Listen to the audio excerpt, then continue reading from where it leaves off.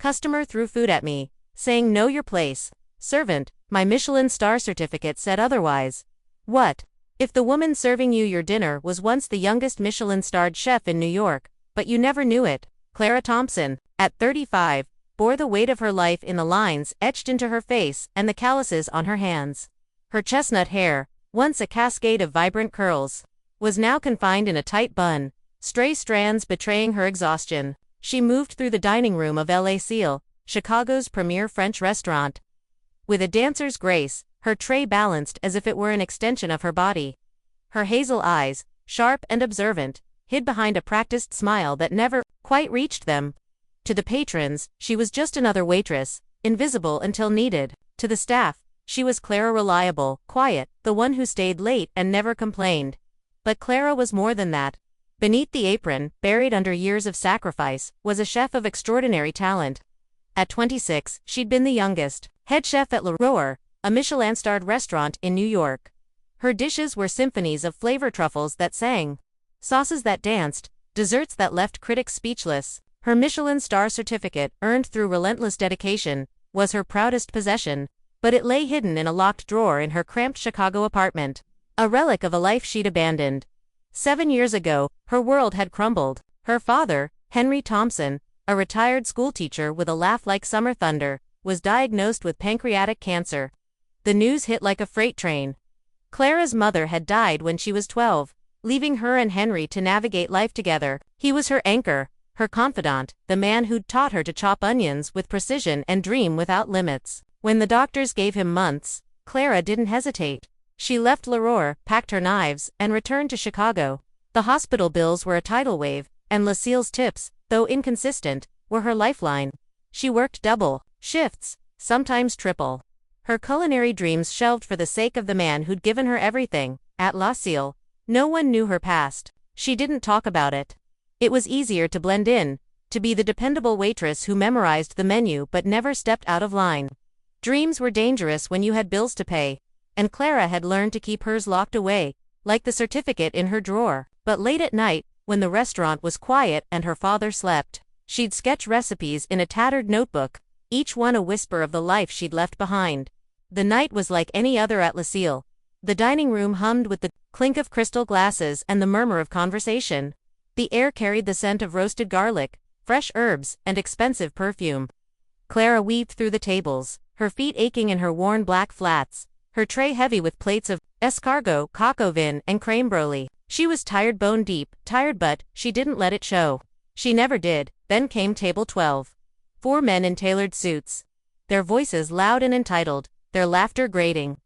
The leader, Richard Langley, was a hedge fund manager with slicked back hair and a Rolex that gleamed under the chandelier. He was a regular, known for his temper and his penchant for belittling the staff. Tonight, he was in rare form, his complaints sharper, his tone crueler. "This sauce is garbage," Langley sneered, pushing his plate of boeuf bourguignon toward Clara. "Tastes like something you'd scrape off a shoe." Clara's smile stayed in place, a shield against his venom. "I'm so sorry, sir. Would you like me to have the chef prepare something else?" Langley leaned back, his eyes glinting with malice. "You don't get it, do you? This place is supposed to be elite, and you're serving me slop. Do your job, sweetheart." His friends laughed, their voices cutting through the dining room. Clara felt heat creep up her neck, but she kept her composure, murmuring apologies as she took the plate. She turned to head for the kitchen, but Langley wasn't done. In a swift, deliberate motion, he grabbed a spoonful of the sauce and flung it at her. It splattered across her apron, warm and wet, and the plate slipped from her hands, shattering on the floor. The dining room went quiet. "Know your place, servant," Langley said, his voice loud enough to carry across the room. His friends roared with laughter, and a few other tables joined in, their chuckles like knives in Clara's chest. She stood frozen, sauce dripping onto her shoes, the broken porcelain at her feet. Her heart pounded, not with shame, but with rage. She wanted to scream, to throw his words back in his face, to tell him who she really was. But she couldn't, not yet. She knelt, gathering the shards, her hands steady despite the storm inside her. The eyes of the room were on her, judging, mocking. She felt small, invisible. But as she stood and carried the pieces to the kitchen, something shifted. The weight of the apron felt heavier than ever, but so did her resolve. Enough was enough. In the kitchen, away from the dining room's glare, Clara leaned against the wall, her breaths shallow. The space was chaos, bands clanging, chefs shouting, steam rising from pots of simmering stock. She closed her eyes, Langley's voice echoing in her mind. Servant. The word burned, not because it was true, but because it was so far from the truth. She'd spent years swallowing her pride, hiding her light, telling herself it was for her father. But tonight, it wasn't enough. She thought of Henry, his frail hands holding hers during his last hospital visit. His voice, weak but warm, had cut through her defenses. "You're meant for more, Clara," he'd said, his eyes bright with pride. "Don't let the world forget who you are." She'd brushed it off, told him she was fine, that she didn't need more. But now, his words felt like a call to arms. Clara straightened, wiping her hands on her stained apron. She wasn't just a waitress, she was Clara Thompson, the woman who'd made critics weep with her food, who'd earned a Michelin star at an age when most chefs were still peeling potatoes. She was done hiding. She marched to the manager's office, her steps purposeful, her heart pounding with a mix of fear and fire. The time for playing small was over. But before she reached the office, she paused, her hand on the door. Doubt crept in. What if Marie laughed? What if the kitchen staff dismissed her? What if her skills, untouched for years, had rusted? She pushed the thoughts away. She'd faced worse than doubt. She'd faced hospital rooms and sleepless nights, and the slow erosion of her dreams.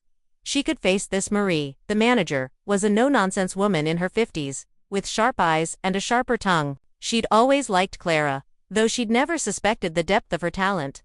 When Clara knocked and entered, Marie looked up from her paperwork, her brow furrowing. "Clara, you okay? I heard about table 12. I'll comp their meal." "No," Clara interrupted, her voice steady but firm. "I need to tell you something." Marie leaned back, gesturing for Clara to sit. Clara didn't. She stood tall, her hands clasped to keep them from shaking, and began. She told Marie everything: her time at Leroy, the Michelin star, the years she'd spent caring for her father. Her voice grew stronger with each word, the weight of her secret lifting. She spoke of the late nights perfecting recipes, the thrill of seeing her name in reviews, the agony of walking away from it all. She described the moment she'd learned of her father's diagnosis, the way her world had tilted, the choice she'd made to put family first. When she finished, she pulled a folded piece of paper from her pocket. Her Michelin star certificate, creased but pristine, the ink still bold. She handed it to Marie, who unfolded it carefully, her eyes widening as she read the official seal. The date, Clara's name in elegant script. "Clara, why didn't you tell me?" Marie asked, her voice soft with disbelief. "I didn't think it mattered," Clara said, her voice resolute. "Not until now. I don't belong in the back anymore. Marie, let me cook tonight. One dish. Let me show you." Marie hesitated, her eyes flicking between the certificate and Clara's determined face. The kitchen was the domain of Chef Laurent, a temperamental Frenchman who guarded his territory like a dragon. Letting a waitress, even one with Clara's credentials, take over could disrupt the entire night. But Marie saw something in Clara's eyes, something unyielding, something real. She nodded. "All right, one dish, make it count." Clara exhaled, a mix of relief and nerves. "Thank you," she said, her voice barely above a whisper. The kitchen was Clara's sanctuary. She slipped into a clean chef's coat, borrowed from the staff room, and tied it with practiced ease. Her fingers traced the fabric, a flood of memories rushing back: late nights at Leroy, the heat of the stove, the rhythm of her knife against the cutting board. The other chefs, busy with their stations, glanced at her with curiosity and skepticism.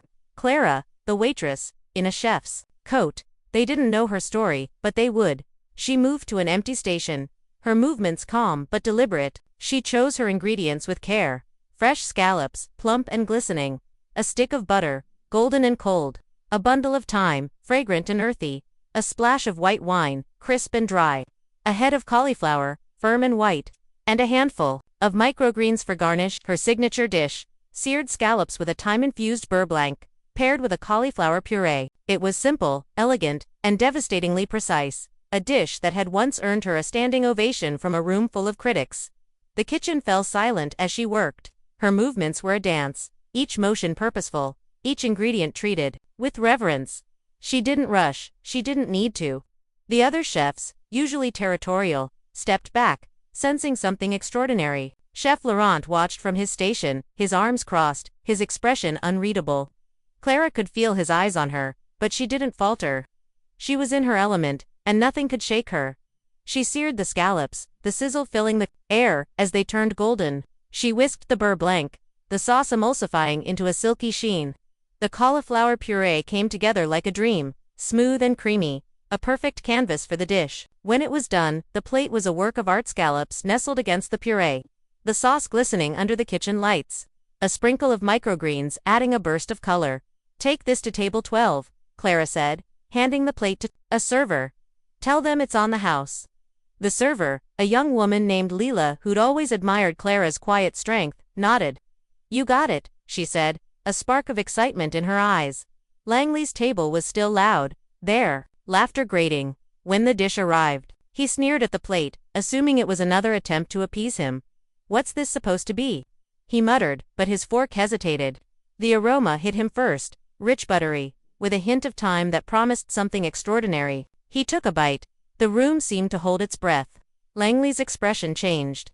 His smirk faded, replaced by something like awe. He took another bite, then another, his friends watching in confusion. This is incredible," he said, almost to himself.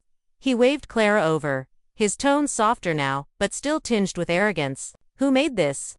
Clara stepped forward, her apron gone, her chef's coat pristine. "I did," she said simply. Her eyes locked on his dot. Langley blinked, caught off guard. "You, the waitress." "I'm not just a waitress," Clara said, her voice steady, her gaze unflinching. "I'm a chef, a Michelin-starred chef. And I think it's time you knew my place." The dining room was watching now, the air electric. Whispers spread as servers shared Clara's story. Marie, who'd been observing from the sidelines, stepped forward. "Mr. Langley," she said, her voice cold, "your behavior tonight was unacceptable. You're no longer welcome here." Langley's face reddened, his mouth opening to protest, but the evidence was on his plate, in the dish that had silenced him. He stood, muttering, and left with his group, the door slamming behind them. The dining room erupted in applause, not for Langley's exit, but for Clara. Word had spread among the staff, and now the customers knew too. She wasn't just a waitress, she was a culinary genius. A Michelin-starred chef who'd been hiding in plain sight. The night didn't end with Langley's departure. Diners approached Clara offering praise, asking for her story. A food critic at table 8, who'd been quietly observing, requested an interview for a national magazine. The other chefs, initially skeptical, now looked at her with respect. Chef Laurent, usually impossible to please, clapped her on the shoulder. "You belong here," he said gruffly, a rare admission. "But don't expect me to go easy on you." Clara laughed, the sound light and free. "I wouldn't have it any other way." Marie pulled Clara aside after the shift. "Clara, I had no idea. You're wasted out there. I want you in the kitchen. Permanently, co-head chef with Laurent, if you'll agree." Clara's breath caught, co-head chef. It was more than she'd dared hope for. "I'd like that," she said, her throat tight. "Thank you, Marie," but the victory wasn't just about the job. It was about reclaiming her identity. For years, she'd let the world define her, as a waitress, a caregiver, a shadow of her former self. That night, she'd stepped into the light, and it felt like coming home. But the journey wasn't over. She knew the kitchen would be a battleground. Lauren's ego, the staff's doubts, her own insecurities. She was ready. The weeks that followed were transformative. Clara took over as co-head chef, her dishes drawing crowds and critics alike. Her menu was a blend of innovation and tradition: up-crusted lamb with a lavender reduction, roasted duck with a cherry balsamic glaze, a deconstructed lemon tart that left diners speechless. She worked alongside Laurent, their initial tension giving way to a grudging respect. He pushed her to be better, and she challenged him to think bigger. Together, they turned Lucille into a destination. Clara's father, Henry, visited one evening, his wheelchair pushed by a nurse. He was weaker now, his frame frail, but his eyes sparkled with pride as he tasted her skills. "This is you, Clara," he said, his voice barely above a whisper. "This is who you were always meant to be." Tears stung Clara's eyes as she squeezed his hand, the weight of his words settling into her heart. But Clara's journey wasn't just about culinary success. It was about resilience, about refusing to let the world define her worth. She'd faced humiliation, doubt, and sacrifice, and she'd come out stronger. Her Michelin star certificate now hung in her office, a reminder of her past and a promise of her future. She began mentoring younger staff, particularly Lila, the server who'd carried her dish to table 12. Lila had dreams of culinary school, and Clara saw herself in the young woman's ambition. One evening, a new customer sat at table 12. He was quiet, unassuming, with kind eyes and a worn notebook. He introduced himself as Daniel, a food writer working on a book about unsung culinary talents. He'd heard about Clara's story through the critic at table 8 and wanted to feature her. "You're not just a chef," Daniel said after tasting her dish. "You're a story. People need to hear it." Clara hesitated. She'd spent so long hiding, the idea of being seen felt overwhelming, but Daniel's sincerity disarmed her. Over the next few weeks, they met regularly. Clara sharing her journey, the highs of Leroy, the lows of her father's illness, the night she'd stood up to Langley. She spoke of the sacrifices, the late nights caring for Henry, the moments she'd nearly given up. Daniel listened, his pen flying across his notebook, capturing every detail. When his book, Hidden Flavors, Stories of Culinary Resilience, was published, it became a bestseller. Clara's chapter was the heart of the book, inspiring readers across the country. Messages poured in from aspiring chefs, single parents, and others who'd felt invisible, thanking her for showing them what was possible. Clara read each one, her heart swelling with a mix of pride and humility. But success didn't erase Clara's challenges. The kitchen was a hyper-sure world, and Lauren's temper flared often. Some staff members whispered about favoritism, questioning whether Clara's story was exaggerated. A rival chef from a nearby restaurant, jealous of Lucille's rising fame, spread rumors that Clara's Michelin star was a fluke. The doubts stung, but Clara refused to let them define her. One night, a particularly grueling service pushed her to her limits. A stove malfunctioned, a server spilled an entire tray of wine, and Laurent snapped at her in front of the staff. Clara retreated to the walk-in cooler, her breath visible in the cold air. She felt the old insecurities creeping back, the fear that she wasn't enough, that she'd never live up to her past. But then she remembered Langley's words, the sauce on her apron, the moment she'd chosen to fight. She straightened, wiped her eyes, and returned to the kitchen. "Laurent," she said firmly, "we're a team. If you've got a problem, talk to me privately. But we're finishing this service, and we're doing it right." Laurent blinked, surprised, then nodded. "Fair enough," he said, a hint of respect in his voice. Months later, Lucille was nominated for a Michelin star, a testament to Clara and Lauren's partnership. The night of the announcement, the dining room was packed, the staff buzzing with anticipation. Clara stood in the kitchen, her team around her, her father watching from a table near the window. When the call came, confirming the star, the room erupted in cheers. Clara's eyes met Henry's, and for a moment, the world was just the two of them. Later, as the restaurant quieted, Clara sat with Henry, a glass of wine in her hand. "I did it for you," she said softly. Henry shook his head, his smile weak but warm. "No, Clara, you did it for you. And that's what makes me proud." Henry passed a year later, his final days filled with love and pride. Clara grieved, but she carried his memory in every dish she created. She opened a culinary school for underprivileged aspiring chefs, teaching them not just to cook, but to believe in themselves. She named it Henry's Kitchen, a tribute to the man who'd taught her to dream. One evening, a young waitress at Lucille dropped a plate, her face flushed with embarrassment as a customer sneered. Clara approached, kneeling to help her clean up. "Don't let them define you," she whispered. "You're more than this moment." The waitress, a teenager named Mia, nodded, her eyes bright with determination. Clara saw herself in Mia, same fire, the same hunger. Over the next year, she mentored Mia, helping her apply to culinary school.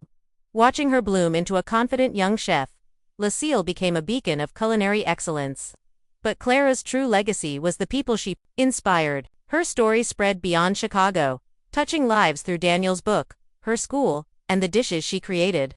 She was no longer invisible. She was Clara Thompson, chef, mentor, survivor. Years later, Clara stood in the kitchen of Henry's kitchen, watching a new class of students chop vegetables with nervous precision. Mia, now a sous chef at a nearby restaurant, stopped by to visit, her smile radiant. "You changed my life," she said, hugging Clara. Clara smiled, her heart full. "You changed your own life," she said. "I just gave you a push." That night, Clara cooked for her students, a simple meal of roasted chicken and root vegetables, each bite infused with love. As they ate, laughed, and shared their dreams, Clara felt Henry's presence, his laughter echoing in her heart. She'd faced humiliation, doubt, and loss, but she'd emerged stronger, her light shining brighter than ever. Clara Thompson was no longer a servant, a shadow, or a secret. She was a chef, a teacher, a beacon of resilience. Her story was a testament to the power of self-worth, a reminder that even in the darkest moments, the spark within could ignite a fire that changed the world.